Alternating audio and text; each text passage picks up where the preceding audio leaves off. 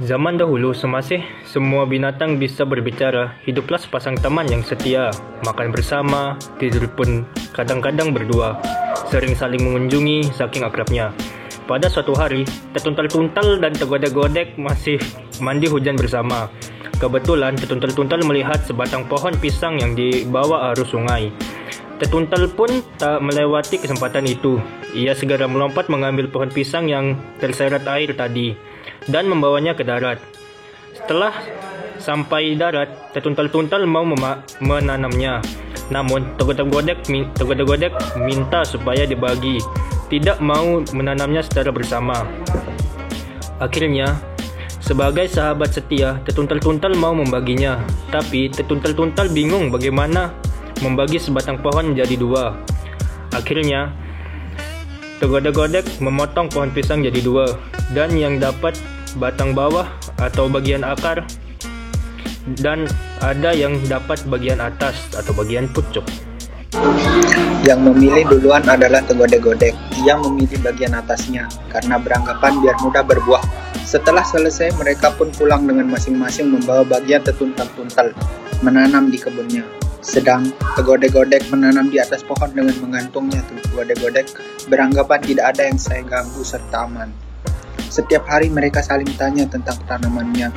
Pada bulan pertama, Tegodek-Godek silaturahmi menyambangi rumah Tetuntal-Tuntal.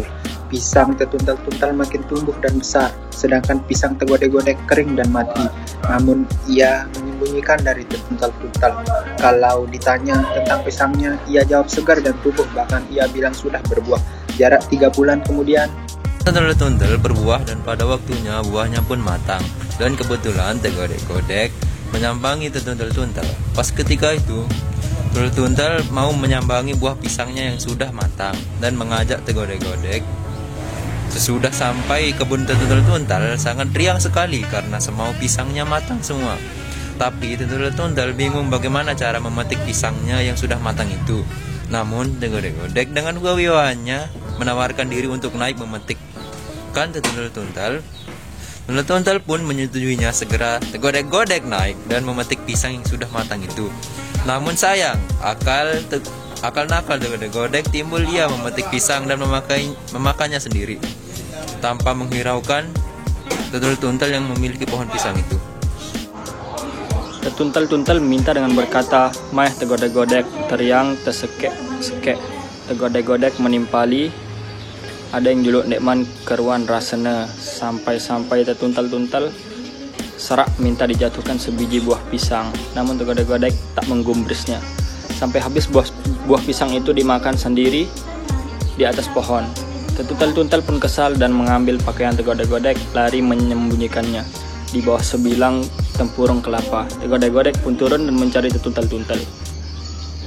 Sembunyi sambil memanggil, "Tetuntal-Tuntal, lembek kelambingku, Tetuntal-Tuntal, tang kelambingku nepuntik mek." Namun Tetuntal-Tuntal tak menyahut sedikit pun. Diam 1000 bahasa karena kecewa sama Tegodek-Godek yang menghabiskan buah pisangnya tanpa memberikan sebiji pun pada Tetuntal-Tuntal yang menanam dan memelihara pisang tersebut. Seharian Tegodek-Godek mencari di mana Tetuntal-Tuntal sembunyi. Sementara Tetuntal-Tuntal menimpali Tegodek-Godek dengan isyarat, "Tuntal, tuntal." Jadilah bahasa Tetuntal-Tuntal itu sebagai sebutan namanya tuntal. Tuntal sejenis kodok, namun suaranya lebih lembut dan tinggal di tempurung-tempurung kelapa atau sejenisnya.